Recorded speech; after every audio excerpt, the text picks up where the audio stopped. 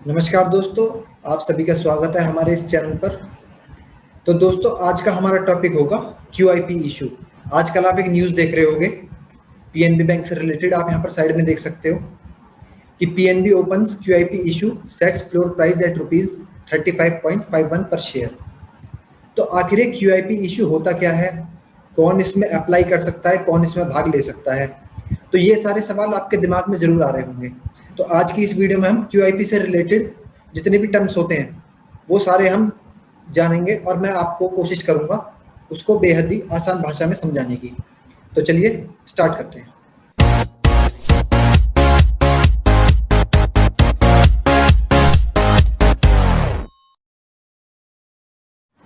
What is QIP? आखिर ये QIP होता क्या है? तो क्यूआईपी की फुल फॉर्म होती है क्वालिफाइड इंस्टीट्यूशनल प्लेसमेंट। देखो, एक क्यूआईपी जो होता है ये एक फंड जुटाने का ही तरीका होता है। जैसे कि आप जानते होंगे, मान लो कोई नई कंपनी मार्केट में लिस्टेड हो रही है और उसको फंड जुटाना है, तो वो फंड जुटाने के लिए क्या करती है, वो आईपीओ लेकर आती है।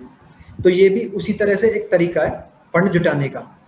इसमें क्या होता है, जो हमारी लिस्टेड कंपनीज हैं वो अपने इक्विटी शेयर्स या फिर फुली और पार्टली कन्वर्टिबल डिबेंचर्स या फिर कोई अन्य सिक्योरिटी वारंट से अलग, जिसको कि इक्विटी शेयर्स में कन्वर्ट किया जा सके, तो वो उन सबको जारी करके फंड जुटाती है। देखिए, इसमें जो लिस्टेड कंपनीज हैं वो एक सिलेक्टेड ग्रुप ऑफ इन्वेस्टर्स, जैसे मैं आपसे बात करूं एग्जांपल के तौर पर, गोदरेज ग्रुप है, अच्छा खासा ग्रुप है, जाना माना, काफ़ी कंपनीज में उसने इन्वेस्ट किया हुआ है। एलआईसी, इंडिया का सबसे बड़ा इन्वेस्टर। तो ऐसे ही कुछ सिलेक्टेड ग्रुप्स ऑफ इन्वेस्टर्स होते हैं। कंपनी क्या करती है, अपने शेयर्स को इशू करती है या फिर कोई अन्य सिक्योरिटी जो कि शेयर्स में कन्वर्टेबल हो, उनको इशू करके वहां से वो फंड जुटाती है।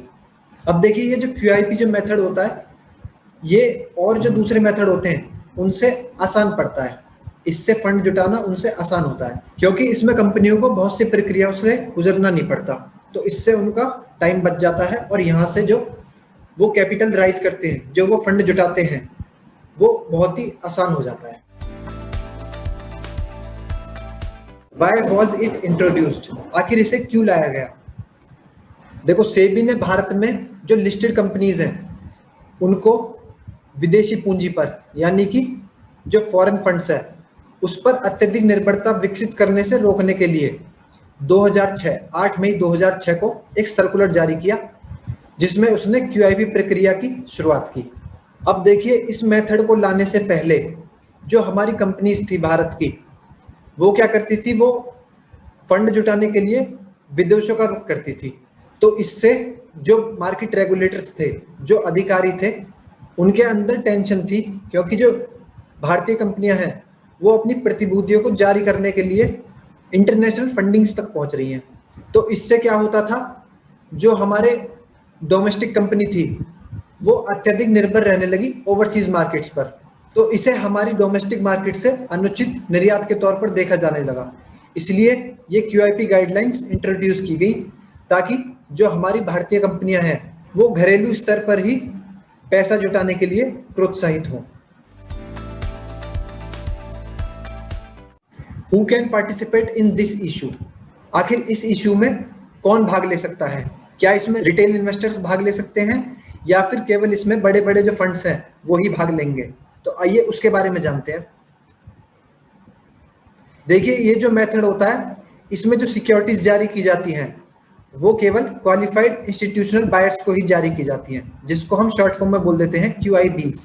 अब उसके अंतर्गत भी कुछ शर्तें होती हैं, जैसे कि जिसको भी ये सिक्योरिटी जारी की जाएंगी तो वो उस कंपनी का प्रमोटर नहीं होना चाहिए। अब देखिए, क्यूआईबीज होते कौन है?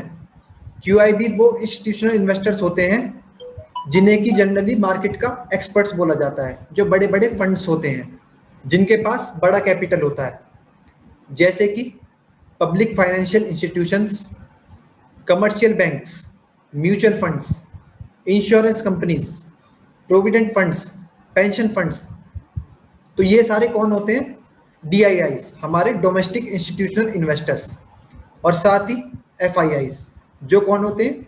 Foreign institutional investors. आमतौर पर ऐसा माना जाता है कि जो भी ये फंड्स होते हैं इनको मार्केट की अच्छे से और गहराई से समझ होती है, तो इसीलिए इस प्रोसेस में सेबी भी ज्यादा ध्यान नहीं देता है। हालांकि देता तो है, रेगुलेशंस तो उसी के हैं, लेकिन इस प्रोसेस में रिटेल इन्वेस्टर्स का पार्टिसिपेशन नहीं होता, तो इस वजह से थोड़ी सी सेबी की टेंशन खत्म हो जाती है। और इसलिए ये जो इशू है ये केवल बड़े बड़े फंड्स को ही जारी किया जाता है। और एक मुख्य बात इसमें ये होती है कि ये जो इशू जारी किया जाता है इसमें जो फ्लोर प्राइस तय किया जाता है, कीमत तय की जाती है, वो हमेशा उस पर्टिकुलर कंपनी के करंट मार्केट प्राइस से कम रखी जाती है। भाई प्राइस को वो कम रखेंगे तभी तो कोई इन्वेस्टर है वो उसमें इन्वेस्ट करेगा।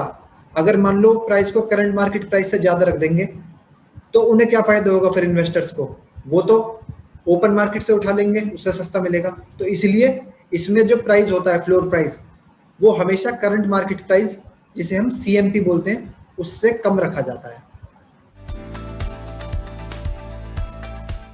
Benefits of QIPs. आइए अब हम इसके कुछ बेनिफिट्स के बारे में जानते हैं। सबसे पहला बेनिफिट इसमें क्या होता है, टाइम सेविंग। इसमें क्या होता है, जो कंपनीज जो इशू जारी करती हैं उनकी टाइम की बहुत बचत हो जाती है और प्रोसेस से। For example FPOs, follow on public offer या फिर राइट्स इशू, ये सारे मेथड हमारे क्या कौन से होते हैं, ये सारे ही मेथड हमारे फंड जुटाने के होते हैं। लेकिन क्यूआईपी में क्या होता है, जो कंपनीज है उनका थोड़ा सा टाइम बच जाता है क्योंकि इसमें उनको बहुत सारी कार्रवाई होती है, उनसे गुजरना नहीं पड़ता। दूसरा बेनिफिट क्या होता है, रूल्स एंड रेगुलेशंस। आमतौर पर इस प्रोसेस में कम औपचारिकताएं होती हैं, जबकि अगर हम दूसरे प्रोसेस देखें जैसे कि एफपीओ हुआ, राइट्स इशू हुआ या फिर और कोई दूसरा प्रोसेस जिससे कंपनी फंड जुटाती है, तो उनमें क्या होता है, रूल्स और रेगुलेशंस ज्यादा होती हैं। लेकिन यहाँ पर क्या है, रूल्स और रेगुलेशंस कम होते हैं, तो उसके कारण यहाँ से कंपनियों को फंड जुटाना आसान होता है। तीसरा, कॉस्ट एफिशिएंट। देखो ये प्रोसेस कंपनीज के लिए थोड़ा कॉस्ट एफिशिएंट होता है, यानी उनका जो शुल्क है वो कम लगता है। अगर मान लो कोई भी कंपनी विदेशों से या किसी फॉरेन कंट्री से फंड जुटाती है तो वहां पर क्या होता है, उनको कुछ एक्स्ट्रा शुल्क पे करना होता है, जबकि इस प्रोसेस में इसमें क्या है, कंपनीज डोमेस्टिकली फंड जुटाती हैं, तो ऐसे में उनकी जो कॉस्ट होती है, जो उनका शुल्क होता है उसमें कमी आ जाती है। तो इस वजह से एक ये बेनिफिट होता है इसका। चौथा, लॉक इन। देखो ये जो मेथड होता है ना, इसमें जो नॉन लॉकिंग शेयर्स होते हैं उनको खरीदने का अवसर मिल जाता है यहाँ पर। और अगर कॉर्पोरेट गवर्नेंस और अदर एसेंशियल पैरामीटर्स अगर वो मौजूद हैं तो यहाँ पर एक आसान तंत्र माना जाता है इसको। तो इसी वजह से ये सारे बेनिफिट्स क्यूआईपी प्रोसेस में माने जाते हैं। अब मुद्दे की बात आती है कि क्या रिटेल इन्वेस्टर्स इसमें अप्लाई कर सकते हैं? बिल्कुल नहीं, इसमें रिटेल इन्वेस्टर्स का कोई रोल नहीं होता। हालांकि कुछ रिटेल इन्वेस्टर्स ऐसे होते हैं जो म्यूचुअल फंड्स के पास इन्वेस्ट करते हैं, तो रिटेल इन्वेस्टर्स इसमें डायरेक्टली अप्लाई नहीं कर सकते, इसमें वो इनडायरेक्टली अप्लाई करते हैं। इनडायरेक्टली कैसे? जैसे मान लो मैं हूँ, मेरा किसी म्यूचुअल फंड के पास इन्वेस्टमेंट है, तो म्यूचुअल फंड अगर चाहे तो वो इसमें अप्लाई कर सकता है। तो इसलिए रिटेल इन्वेस्टर्स को इस पर ज्यादा ध्यान देने की जरूरत नहीं होती। हालांकि आमतौर पर ऐसा देखा गया है कि जब जब कोई भी कंपनी क्यूआईपी इशू लेकर आती है तब तब उस कंपनी के शेयर प्राइस में थोड़ी सी प्रॉफिट बुकिंग देखने के लिए मिल जाती है, क्योंकि उनको शेयर का प्राइस कम कीमत पर खरीदने का अवसर मिल जाता है। तो इसी वजह से जब भी क्यूआईपी इशू आता है तो थोड़ी सी प्रॉफिट बुकिंग देखने के लिए मिलती है। अगर मैं आपसे लेटेस्ट एग्जांपल की बात करूं, पंजाब नेशनल बैंक ने फंड जुटाने के लिए क्यूआईपी इशू को लॉन्च किया है। तो आपने देखा होगा उसी की वजह से जैसे ये न्यूज़ आई है तो थोड़ी सी आपको उसके शेयर प्राइस में प्रॉफिट बुकिंग देखने के लिए मिली थी। तो दोस्तों उम्मीद है कि इस छोटी सी वीडियो से आपको बहुत सी जानकारी मिली होगी।